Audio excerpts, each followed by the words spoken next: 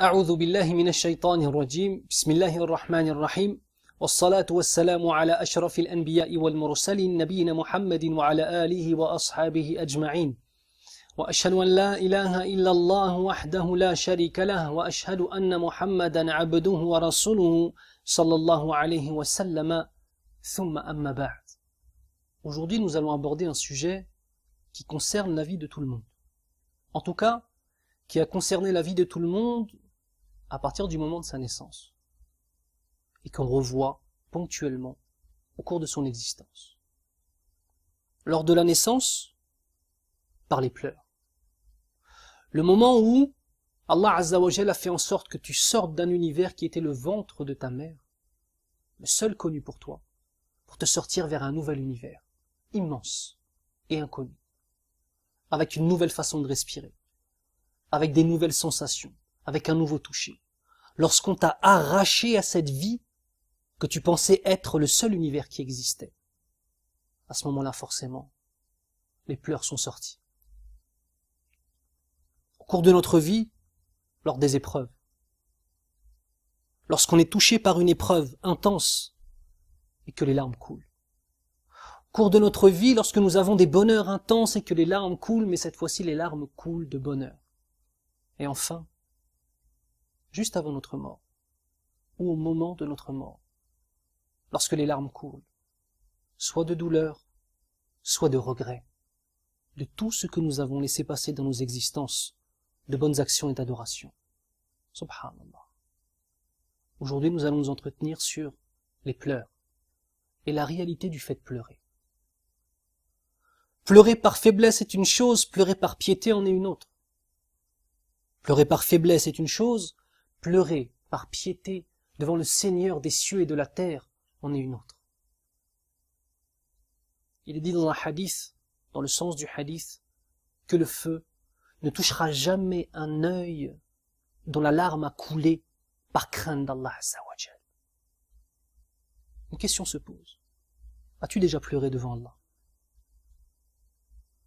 As-tu déjà pleuré en entendant des versets lorsque tu sentais que ces versets te concernaient et que l'information qui était donnée était une information négative?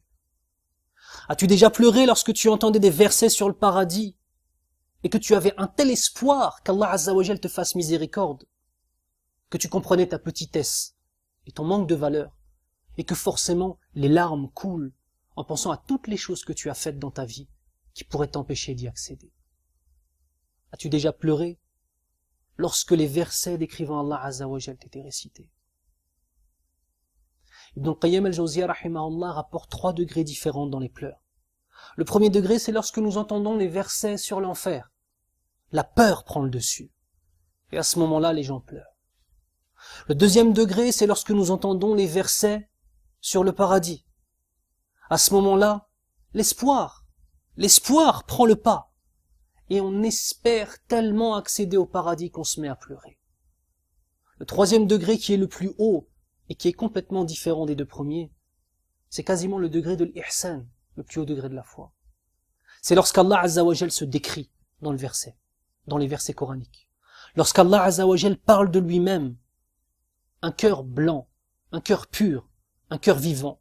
Lorsqu'il entend les versets qui parlent d'Allah, comme par exemple Ayat al-Kursi, le verset du trône, celui-ci ne peut s'empêcher de pleurer, parce qu'il pleure face à la perfection d'Allah Azza wa Jal et sa propre imperfection. À partir de ce moment-là, on se doit de comprendre que les pleurs font partie des signes de la piété, des signes de la réelle compréhension de ce qui se passe. Mon frère ou ma sœur, mon frère, t'as déjà pleuré quand une femme t'a largué? Quand une femme t'a laissé? Ma sœur, tu as déjà pleuré lorsqu'un homme t'a quitté? Tu as déjà pleuré lorsqu'un proche à toi t'a quitté et qu'il est mort? Tu as déjà pleuré même, allez, on va aller plus loin, devant une série, devant un film, des larmes qui coulent. As-tu déjà pleuré devant Allah Azza wa Jal? Est-ce que ta prière est arrivée à un degré de concentration tel que tu t'oublies et que tout ce qui reste, c'est toi et ton Seigneur, et entre vous deux, des péchés qui t'empêchent d'avoir un véritable degré de spiritualité? Est-ce que tu as déjà vécu ça? Si la réponse est oui, alors fais en sorte, incha'Allah ta'ala, de pouvoir vivre ça à chacune de tes prières. Si la réponse est non, il faut se remettre en question. Pleurer devant une série et ne pas pleurer devant Allah Azza wa Jal face à nos péchés. Certains me diront, mais pourquoi pleurer? On pleure parce qu'on a conscience de ce qu'on a fait. On pleure parce qu'on a conscience que Allah Azza wa Jal nous a tout donné. Et que pour la majorité d'entre nous, notre réponse à ce qu'Allah Azza wa Jal nous donne, c'est la désobéissance, subhanallah. Mais malgré cela, il continue à donner. N'allons-nous pas avoir de la pudeur et de la honte face à nos actions? Certains me disent, Younes, tu es toujours en train de rabaisser les gens, et de te rabaisser toi-même, et de rabaisser la qualité du abd. Et n'est-ce pas cela la réalité? Allah n'est-il pas parfait? Et nous ne sommes-nous donc pas imparfaits? C'est la réalité des choses. La seule question est-ce que Allah Azza wa Jal va nous faire miséricorde? On se doit toujours de se rappeler cette chose-là. Est-ce qu'Allah Azza wa Jal va te faire miséricorde?